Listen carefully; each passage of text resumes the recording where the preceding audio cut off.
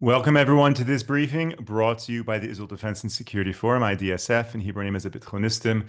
IDSF is the leading Israeli organization advocating for strong national security to defend Israel. Thank you to all of our viewers and supporters for tuning into this briefing so we can really bring you behind the headlines what is happening on the ground here in Israel.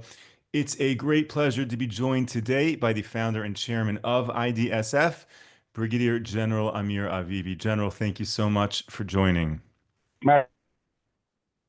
General, there have been a lot of developments since you last joined this briefing, so maybe you can share some updates with us. Yeah, so hello everybody. Busy week this week. Yesterday we had an interesting meeting with the head of Kogat in the Kiryat, discussing what is happening. And I want to share with you some of the insights we had. I'll start with Judea and Samaria, with the operation in the Jenin, in Tulkarem, in the refugee camps. It's becoming very clear in this area that I would say the vast majority of terror attacks is emanating from the refugee camps. These areas are a hub of terror. UNRWA is controlling these areas, and what we are seeing there is the IDF conducting probably the largest operation it has ever done in these areas. In Jenin, the refugee camp is completely empty. Nobody is there. Bulldozers have opened corridors throughout the place.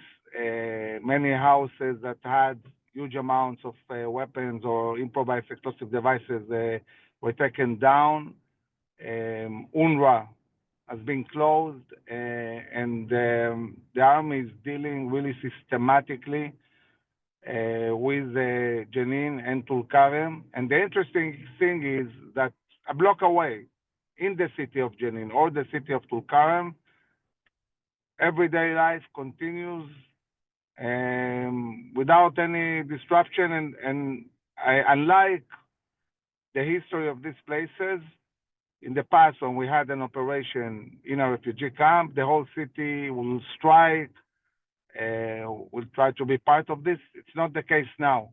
They continue with their everyday life while a huge, vast operation is going on inside the refugee camp. And the Palestinian Authority itself is completely disregarding it, understanding that these refugee camps are endangering them as well. So a very interesting reality in the cities, in the Samaria area at the moment. We saw a very, very dangerous terror attack with improvised explosive devices that have been placed in buses that exploded. Luckily, there was no people. This is an Iranian terror cell that carried it out. The Shin Bet with the army are constantly operating to try to foil this kind of terror attacks, and this is ongoing. In Lebanon, we saw the funeral of Nasrallah. The Israeli Air Force flew above this funeral and is continuing to operate daily. The reality where Hezbollah cannot rebuild itself. The Lebanese army is deploying more and more, and Hezbollah in the last 24 hours send a message to all the operatives in South Lebanon and other places, get out of the positions and let the Lebanese army deploy. Hezbollah is suffering from a lot of weakness and problems, cash flow and ability to pay. And we will have to really continue and push strongly to weaken more and more Hezbollah until it's uprooted from Lebanon. And this is probably a long-term process.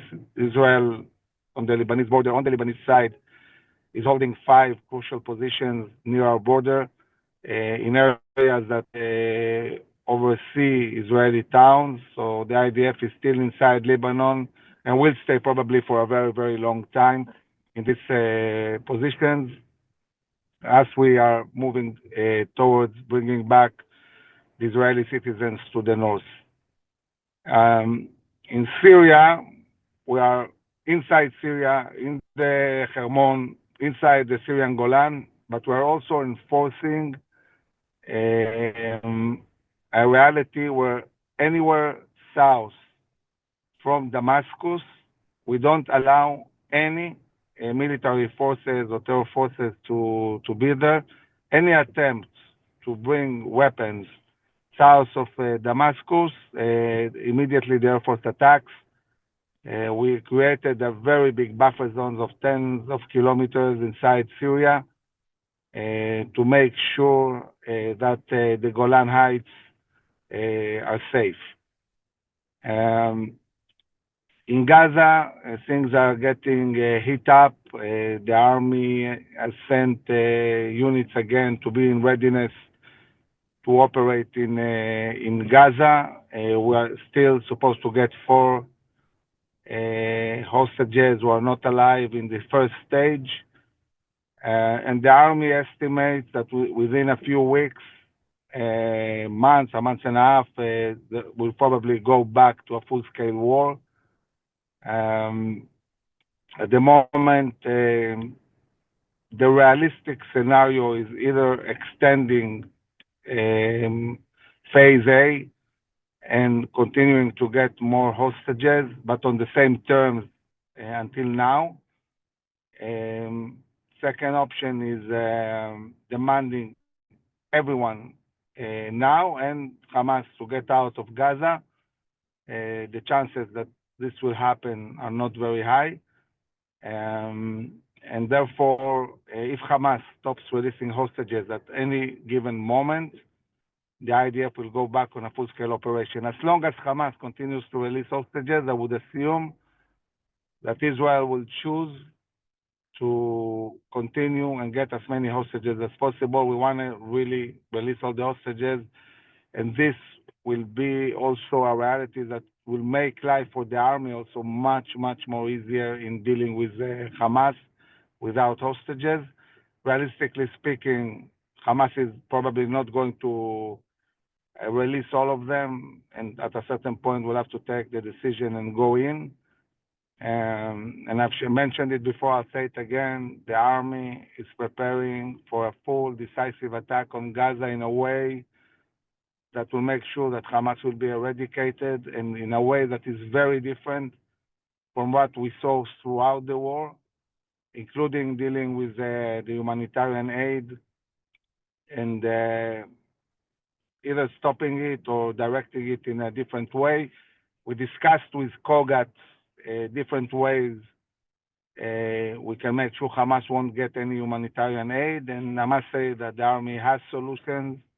They have ideas, they have plans, which we saw, they shared, and this gives us the reassurance that things are going the right way.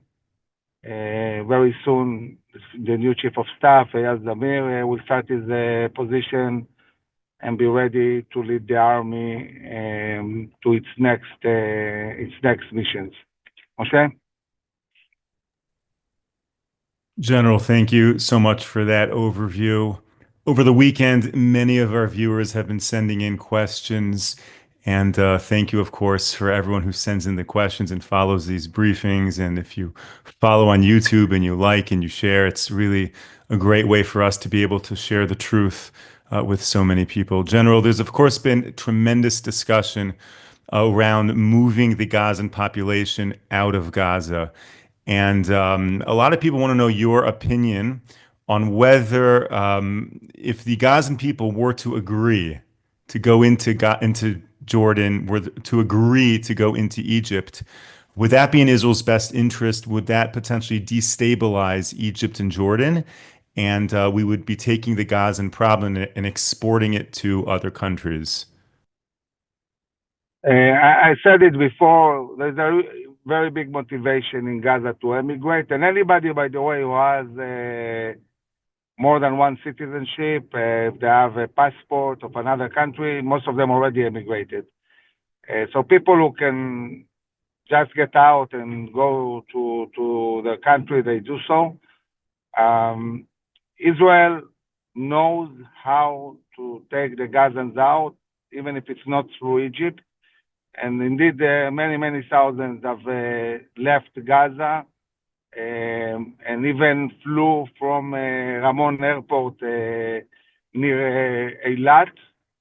Israel has a whole mechanism how to do it. The real issue is that countries need to agree to receive Gazans, and this is an effort that the U.S. needs to lead to really come to countries wherever they are. It doesn't matter if it's Indonesia, in South America, in Africa, anywhere, any country that will say we are willing to take this and this tens of thousands of Gazans, Israel can make it happen in a week.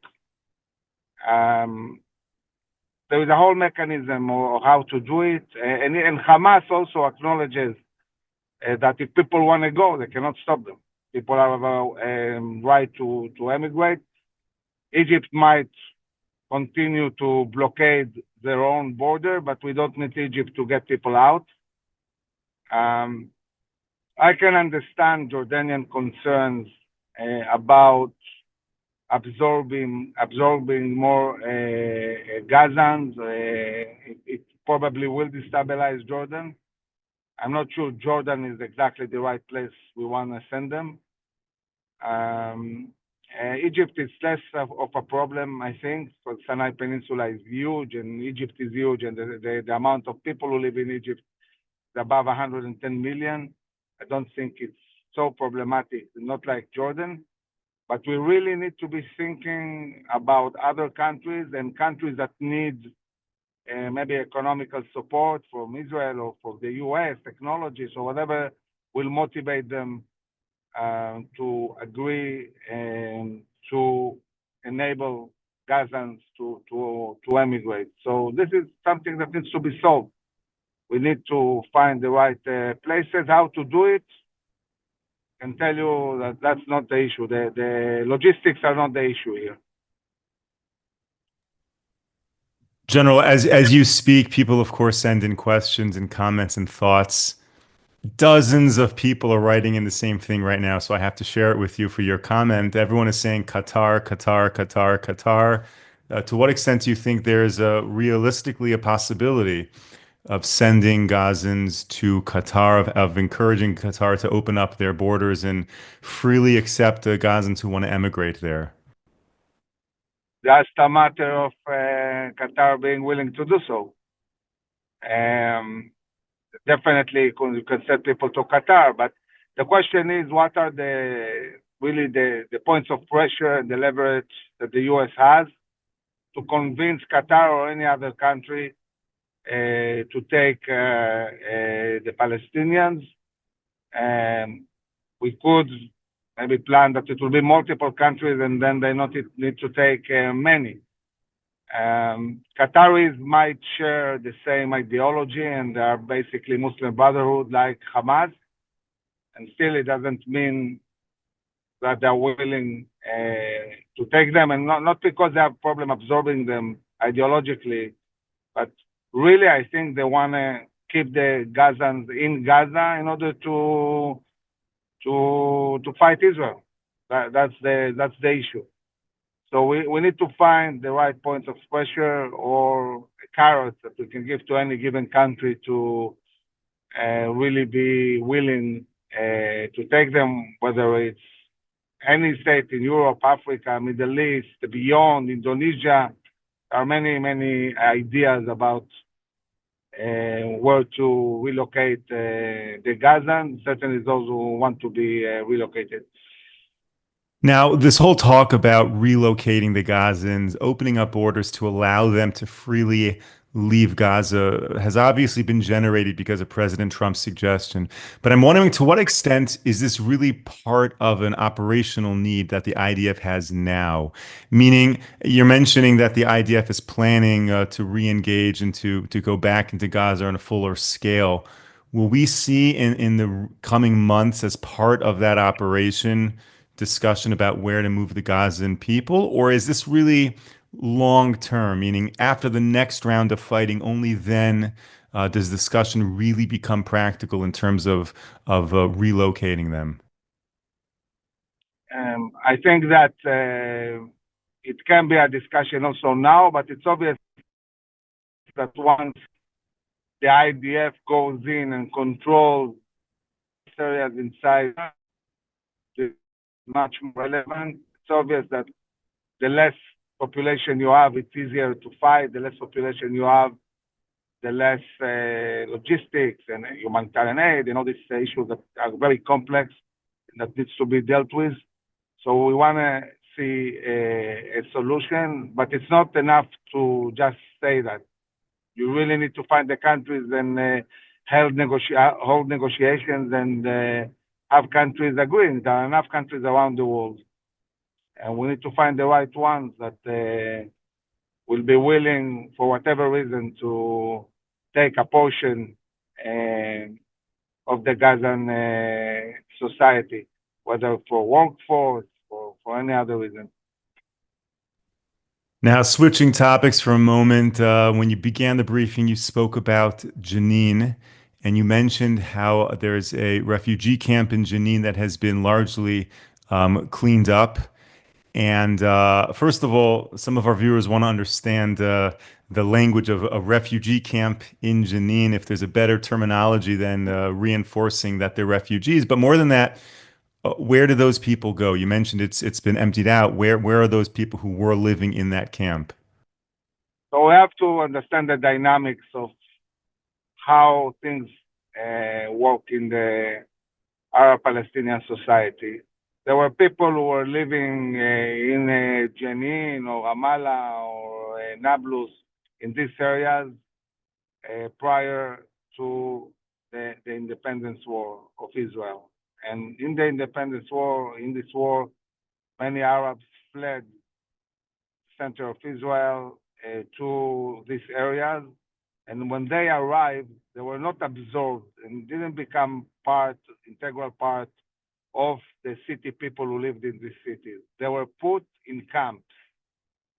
At the beginning, it was tents, afterwards houses, but they were closed in camps, and these camps became kind of a neighborhood that throughout the years have been educated, and the whole culture is a culture of people who look at themselves as refugees. They are also, because of UNRWA, recognized as refugees. They behave as refugees. They believe they need to go back to Haifa, to Acre, to Tel Aviv, wherever it is. And because of this mentality, their whole purpose is to fight Israel, carry out terror attacks, and do everything that they're doing.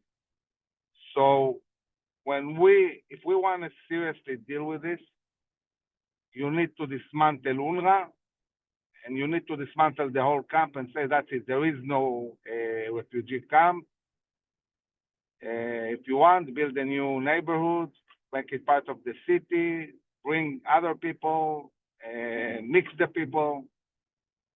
So now these people, they left the camp and are spread around the city, whether it's Jenin or Tulkarem.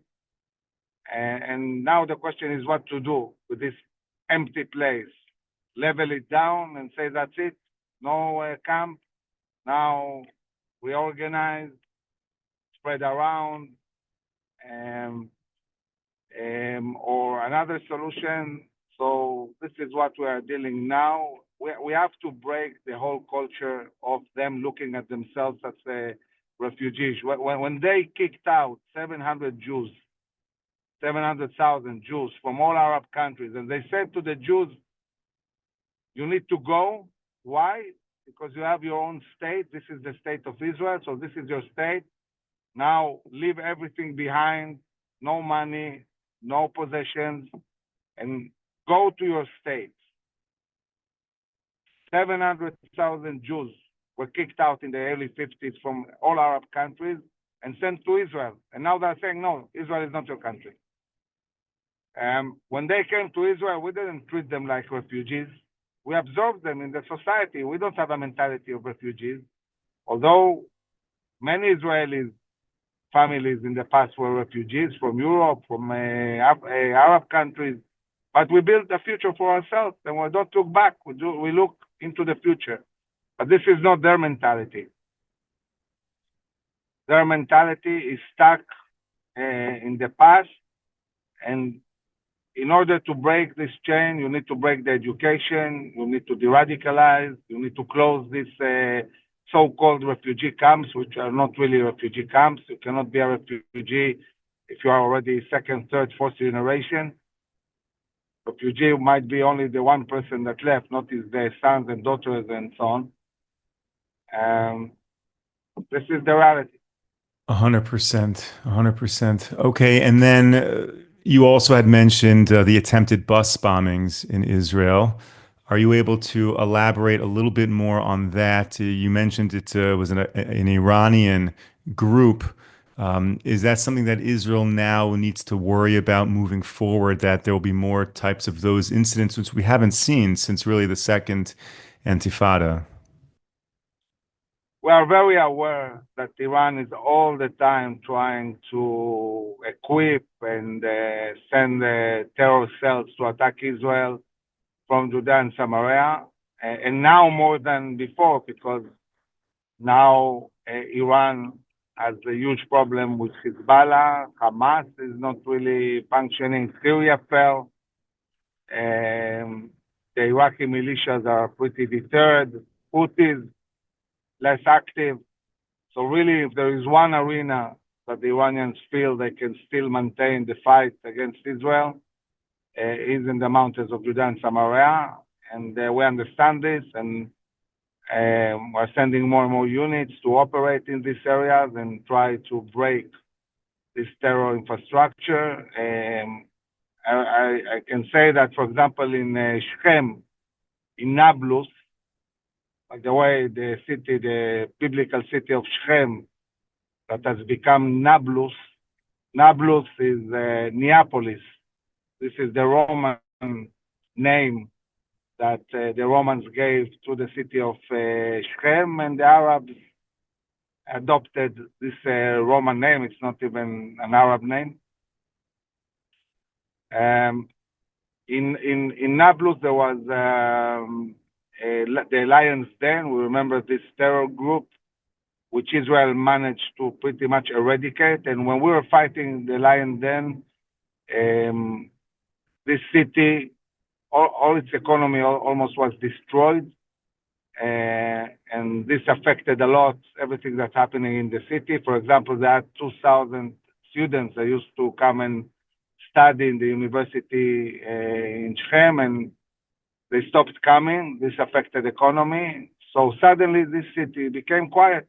They want to build their economy. They want to rebuild themselves. And we don't see at present serious terror coming from Nablus, as we see in Jenin or in Tulkarem. So there are parts of the Arab Palestinians that they want economy, prosperity, and there are parts that really push strongly for terror attacks. And we need to take care of the terrorists, destroy them, dismantle their infrastructure, while trying to keep other areas functioning economically and people busy with everyday life and not with terror attacks. And it's interesting to see how it is happening, comparing what's happening in the so-called refugee camps and what happens in the cities. And that's so fascinating. Using the Lion's Den as an example, do you see that there are other cities in Judea and Samaria where the IDF would be able to remove the terror groups from those cities, and then the local population would keep them out. Is that a model that can be replicated? If you really make sure that UNRWA is closed, if you really clean up these camps, definitely there can be a change, but it will need to be enforced all the time. We need to have this overriding security responsibility everywhere. We need to think about working with a different leadership than the Palestinian Authority, and certainly not Hamas or Palestinian Islamic Jihad. And when I hear, even in the army today, the understanding that there might not be a Palestinian Authority, I think we are moving in the right direction towards a different future, talking about the Palestinian Arabs. Brigadier General Amir Avivi, thank you so much for sharing all of this with us. Thank you, of course, for all of your leadership throughout this war. Thank you to all of our viewers and supporters for tuning into this briefing. We will be back with you tomorrow, 10 a.m. Eastern Time, 5 p.m. here in Israel. Until then, stay safe, stay strong. Take care, everyone.